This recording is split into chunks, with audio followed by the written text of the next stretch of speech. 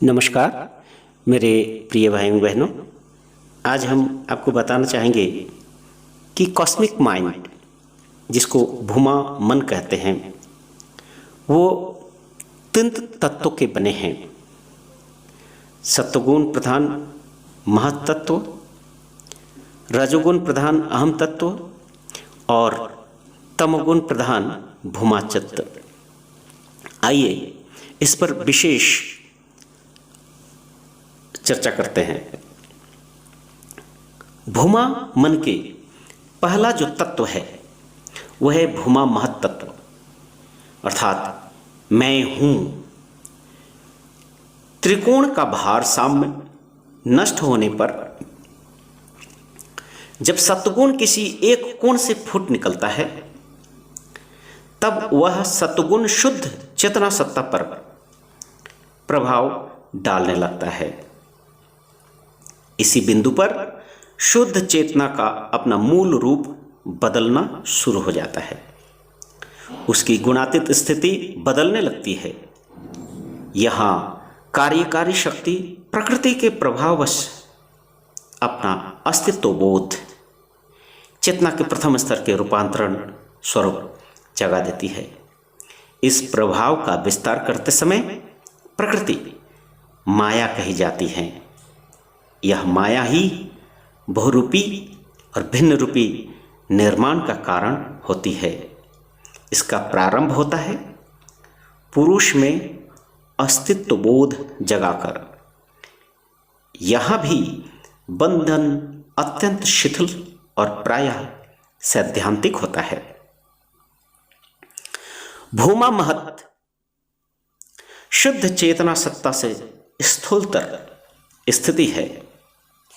वह भूमा चेतना की तरह अनंत नहीं होते हुए भी अंतहीन है। इसका प्रारंभ बिंदु है किंतु अंत बिंदु नहीं है। यह स्तर निश्चय ही भूमा मन कॉस्मिक माइंड का सूक्ष्मतम स्तर है। सुप्त पुरुष को प्रकृति अर्थात सत्वगुण जगाता है तो उत्पन्न होता है मैं हूं बोध, आई एग्जिस्ट, आई फीलिंग। भूमा का अहम तत्व ये रजोगुण प्रधान है। क्रमशः सत्वगुण का शक्ति क्षय होता है और रजोगुण प्रभावी होता है। भूमा के महत तत्व का एक भाग रजोगुण से प्रभावित होकर भूमा मानस का अहम तत्व बनता है। कर्ता भाव अर्थात ईगो, जिसको अहंकार कहते हैं, मैं करता हूं।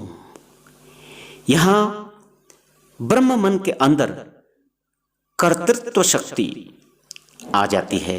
इसी कारण यह बोध उत्पन्न होता है। प्रकारांत से मैं कर सकता हूं, अर्थात मैंपन यहां पर डोमिनेंट है, अर्थात कर्तृत्व अभिमान यहां पर है। भूमा मन का एक कर्तृत्व अभिमान, मैं हूं, मैं कर रहा हूं। ठीक है। भूमा चित्त मैंने किया, यहां पर तमोगुण का प्राधान्य है। क्रमशः रजोगुण का प्राधान्य भी घट गया। तमोगुण भूमा के अहम तत्व के एक भाग को प्रभावित करता है और तब उत्पन्न होता है भूमा चित्त, कॉस्मिक चित्त। इस स्तर तक भूमा मन का विषयीकरण नहीं हुआ रहता है।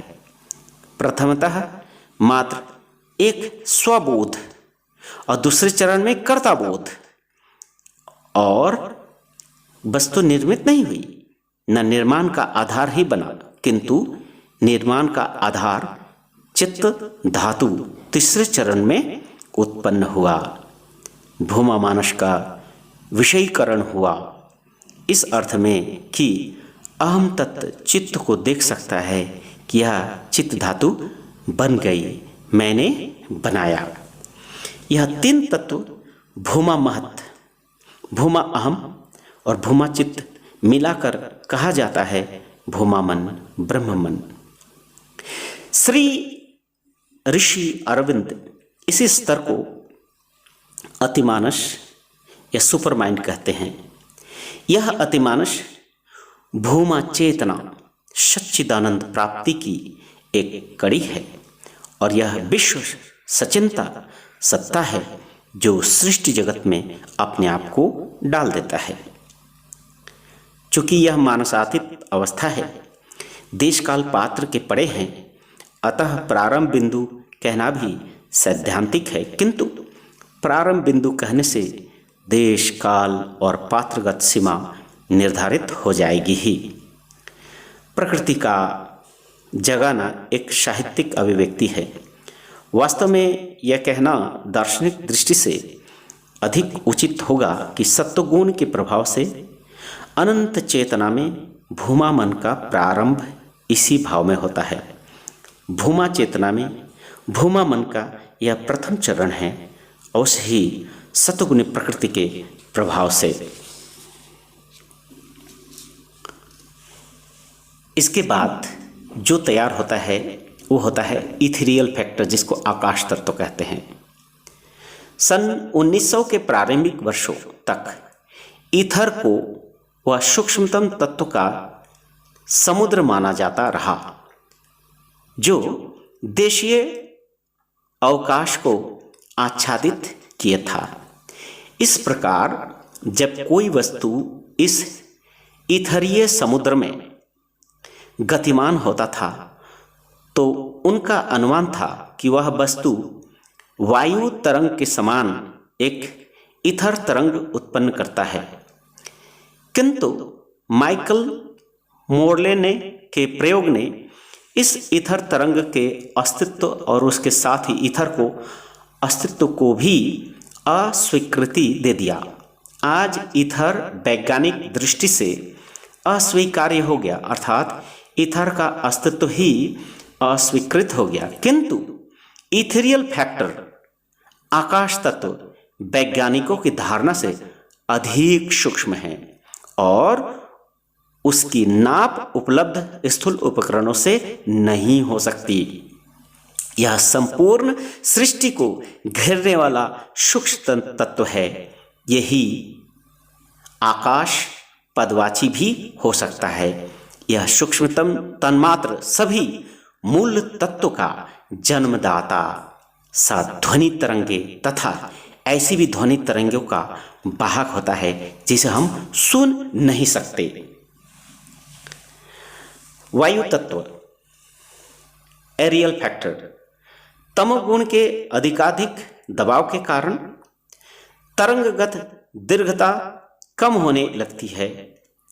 परमाणुगत अंतरावकाश इंटर एटॉमिक और आणविक अवकाश इंटरमोलिकुलर जो है वो घटने लगते हैं। पदार्थ स्थूल से स्थूल हो जाता है। इसके साथ ही आंतरिक आकर्षण भी बढ़ने लगता है। यह सब कारण एकत्र होने का परिणाम होता है एक स्थूलतर पदार्थ का सृजन, जिसे हम वायु तत्व कहते हैं, जो ध्वनि तरंग और स्पर्श तरंग दोनों का वाहक होता है। फिर भी यह तत्व जिसे हम गैसियस कहते हैं, उससे भिन्न होते हुए भी यौगिक दृष्टि से, सृष्टि व्यवस्था और वैज्ञानिक दृष्टि से सृष्टि व्यवस्था में कुछ सामंजस्य दिखाई देता है। नक्षत्र सृजन आधुनिक विज्ञान के अनुसार विश्व के प्रारंभिक रूप में शून्यावकाश में हाइड्रोजन गैस के पतले बादल तैर रहे थे। यह बादल इतने पतले थे कि संभवतः हाइड्रोजन का एक एटम यदि एक स्थान पर था तो दूसरा मीलों दूर। यह दूरस्थ एटम धीरे धीरे गुरुत्वाकर्षण की शक्ति के प्रभाव से एक दूसरे के समीप आते गए। बादल सिकुड़ने लगे। तब यह एटम्स का पुंज बादलों के केंद्र में इकट्ठा हुआ तो उनकी गति बढ़ गई और उसी के साथ शक्ति भी। उसने गैस को गर्म कर दिया और वह गर्मी से ज्वलंत हो उठा। वह हुआ अग्नि तत्व का प्रथम स्फुरण। सिकुड़ ने और सेल्फ कंप्रेशन की इस प्रक्रिया से वह बादलों का समूह एक छोटा घनीभूत गैस का गोला बना और उसका तापमान लाखों डिग्री का हो गया। 10 ट्रिलियन मील का वृत्ताकार बादल 100 मिलियन मील के वृत्त में बदल गया। जैसे बड़ा सा गुब्बारा सिकुड़कर अनाज के दाने के बराबर हो जाता है। 100 लाखों वर्ष के दौरान यह भावी नक्षत्र 100 गुना छोटा हो गया, जिससे परमाणु उसके केंद्र में इकट्ठे हो गए, इतना घनीभूत होकर, इतना गर्म होकर कि न्यूक्लियर फ्यूजन प्रारंभ हो गया। उससे बृहत परिमाण में उत्ताप और प्रकाश का सृजन हुआ। वह केंद्र न्यूक्लियर फ्लेम के रूप में फूटा। यही होता है एक तारे का सृजन। दूसरे चरण में मूल अग्नि तत्व के उदय की भूमिका। तेजस तत्व, अग्नि तत्व। यह तत्व ध्वनि, स्पर्श, दृश्य तीनों तन्मात्राओं का वाहक होता है।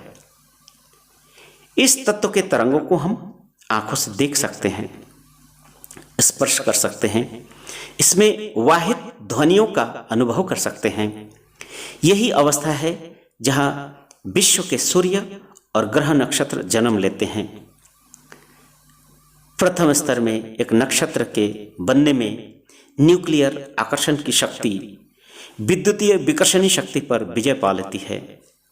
एक धनात्मक ऊर्जा संपन्न पॉजिटिवली चार्ज न्यूक्लियस, एक पॉजिटिवली चार्ज प्राण केंद्र जो प्रोटॉन्स एंड न्यूट्रॉन्स से बनता है, दूसरे पॉजिटिवली चार्ज न्यूक्लियस को रिपेल करता है। किंतु एक नक्षत्र के केंद्र में उत्पन्न उत्ताप और दबाव में यह रिपल्शन दब जाता है और दो प्राण केंद्र आपस में मिलकर अधिकाधिक उत्ताप और प्रकाश उत्पन्न कर देता है। दो न्यूक्लियाई आपस में फ्यूज हो जाते हैं। प्रथमतः हाइड्रोजन एटम आपस में मिलते हैं जिससे हीलियम बनता है। यही प्रक्रिया हाइड्रोजन बम बनाने की। उसके बाद अधिक शक्तिशाली हेवियर एटम उस हीलियम से बनता है, तब बनते हैं नाइट्रोजन, ऑक्सीजन आदि। इसी प्रक्रिया से विभिन्न पदार्थ इस विश्व में बनते हैं। सभी एलिमेंट मौलिक उपादान बनते हैं। क्रमशः तामस गुण के सतत बंधनीभूत होकर एटॉमिक और इंटरमॉलिक्यूलर अवकाश कम होता है और आभ्यंतरिक आकर्षण और संघर्ष, अट्रैक्शन और फ्रिक्शन बदल जाता है और अग्नि तत्व जल तत्व में बदल जाता है। अप तत्व, तरल तत्व। यह तत्व ध्वनि, स्पर्श, दृष्टि और रस तन्मात्र के क्षेत्र में आ जाता है। पश्चात विज्ञान के मत से पिछले विवरण के अनुसार हाइड्रोजन गैस घनीभूत होता है, कंडेंसेस और गर्म और ज्वलंत होता है। एटम इतने घनीभूत हो जाते हैं कि एक नए क्षेत्र में विशेष का निर्माण होता है। तब एटम जो केंद्र के रूप में क्षेत्र विशेष में रहते हैं वे आपस में मिल जाते हैं और तब वह घनीभूत पदार्थ मास न्यूक्लियर फ्यूजन के रूप में फूट निकलता है। अब आता है ग्लोइंग लिक्विड, ज्वलनशील प्लाज्मा, जो न्यूक्लियर ताप के लाखों डिग्री स्थिति में व्यापक विस्फोट के रूप में नक्षत्रों से फेंका जाता है। यह और शेष गैस उस ज्वलंत पदार्थ मास उस स्तर तक नक्षत्र केंद्र में घनीभूत नहीं हो सका था। क्रमशः नक्षत्र के ग्रह पथ ऑर्बिट में फेंक दिया जाता है और वहां पुनः घनीभूत होने लगता है। यही है नक्षत्रों के निर्माण की प्रक्रिया। इस तरह प्लाज्मा को ठोस और शीतल होने में जो संचर धारा में अधिक ठोस तत्व पृथ्वी तत्व में बदल जाती हैं, लाख लाख साल लगते हैं। क्षिति तत्व प्रकृति की तमोगुणी शक्ति के क्रमशः शक्ति और दबाव के अधिक से अधिकतर प्रभाव विस्तार के फलस्वरूप उत्पन्न अंतर आणविक और अंतर मॉलिक्यूल्स अवकाश के कमतर होने से लगभग समाप्त हो जाने के फलस्वरूप जड़त्व अर्थात पृथ्वी तत्व उत्पन्न होता है। यह तत्व ध्वनि, स्पर्श, दृश्य, रस और गंध तन्मात्र वहन करने योग्य हो जाता है। पश्चात विज्ञान के अनुसार यह कीचड़दार तरल पदार्थ स्लशी मिक्सचर ठंडा होता है, ठोस बनता है, तब ठोस पदार्थ मैटर बनता है। यही अवस्था हमारी पृथ्वी की लगभग 4.5 बिलियन वर्ष पूर्व की थी। एक स्टेरॉयल बॉडी या पत्थर नौ सूर्य की परिक्रमा करने लगा। इस पत्थर के केंद्र में अभी भी तरल धातु माने मोल्टेन कोर मौजूद है, जिसे अभी ठोस पदार्थ बनता है, और यही तरल धातु ज्वालामुखी के रूप में भू छिद्रों से निकलता है। इस विश्व की सभी सत्ताएं इन्हीं पंच महाभूतों के आनुपातिक विविधता के आधार पर बनती है। मनुष्य भी इन्हीं पंच महाभूतों अथवा तत्वों के एक विशेष आनुपातिक मिश्रण के परिणाम स्वरूप निर्मित होता है। मानव शरीर पंचभूतों से निर्मित एक अणुसत्ता माइक्रोकॉस्म है। यह पांचों तत्व विभिन्न सूक्ष्म शक्ति केंद्र अथवा चक्रों द्वारा नियंत्रित होते हैं, जो रीढ़ के समानांतर स्थित होते हैं। सबसे निचला चक्र मूलाधार रीढ़ के निम्नस्थ भाग में स्थित है, जो ठोस पदार्थ को नियंत्रित करता है। उससे पर स्वादिष्टान मूलाधार से थोड़ा ऊपर तरल पदार्थ को नियंत्रित करता है। तीसरा चक्र मणिपुर चक्र नाभि देश में स्थित है, जो अग्नि तत्व को नियंत्रण करता है। चौथा है अनाहत हृदय देश में स्थित वायु तत्व को नियंत्रित करता है, और पांचवा है विशुद्ध कंठ के पास, जो आकाश तत्व इथेरियल को नियंत्रण करता है। एक दिन में विभिन्न भागों में भिन्न भिन्न तत्वों का प्राधान्य होता है। प्रत्येक तत्व का अपना अपना रंग है। उस समय जब वह प्रभावी होता है, तब मनुष्य का शरीर और मन उन तरंगों से तरंगायित होता है। संचर की प्रक्रियागत पूर्णता। संचर धारा में अविद्या माया या केंद्रातिगत शक्ति के संपात के फलस्वरूप वह एकल भूमा चेतना अनेकानेक स्तरों पार्ट्स में परिवर्तित होती चलती है। पंच महाभूत और अनेकानेक अनुसत्ताएं आनुपातिक भिन्नता युक्त पंच तत्वों को आधार बनाकर उत्पन्न होती है। यह अभिव्यक्तियां अनेक दीर्घताओं वाली तरंगों का जो यह निर्माण गुण धारा प्रवाह से उत्पन्न होता है, क्षण स्थायी होता है। जिस प्रकार अपने उद्गम से निकलकर समुद्र की ओर सतत प्रवहमान नदी अनेकानेक रूपों तरंगे ग्रहण करती हुई चलती है। सूक्ष्म पुरुष सत्ता तमोगुण के क्रम वर्धमान प्रवाह के कारण अपनी तरंग धारा की अनंतता को सीमित करके व्यापक अंतराकाश में सतत घूर्णित प्रस्तर खंड में बदल लेते हैं। यही अंत होता है विश्लेषणात्मक प्रक्रिया और उससे उत्पन्न जड़ तत्व के निर्माण का। इस स्तर की प्राकृत शक्ति की तुलना रेफ्रिजरेटर की शीतकारी शक्ति से कर सकते हैं। सृष्टि के प्रारंभ में पुरुष ने प्रकृति को रेफ्रिजरेटर को चालू करने का अवसर दिया। सूक्ष्म वाष्प रूपी पुरुष घनीभूत होते हुए बर्फ के ठोस पदार्थ में बदल गए। यहाँ विकास एवोल्यूशन प्रवाह में एक व्यापक परिवर्तन आता है। पुरुष प्रकृति के द्वारा रेफ्रिजरेटर को बंद कर देता है, तब वह बर्फ पिघलने लगता है, पदार्थ मन में बदलता है, ठीक उसी स्तर के अनुरूप जैसे भूमामुन, किंतु यह एक छोटी इकाई के रूप में। अंततः शुद्ध चेतन सत्ता शुद्ध जल में परिवर्तित हो जाता है। रेफ्रिजरेटर का बंद होना प्रतिसंचर धारा का प्रारंभ होना माना जा सकता है। इन सभी अनुमानों का सामूहिक स्वरूप में भूमा मन की ही हो जाता है। सामूहिक अनुमान को भूमा मन और सामूहिक किंवा सामग्रिक अनुचेतना का सामग्रिक स्वरूप भूमा चेतना के रूप में सारांशतः यह समझा उचित है।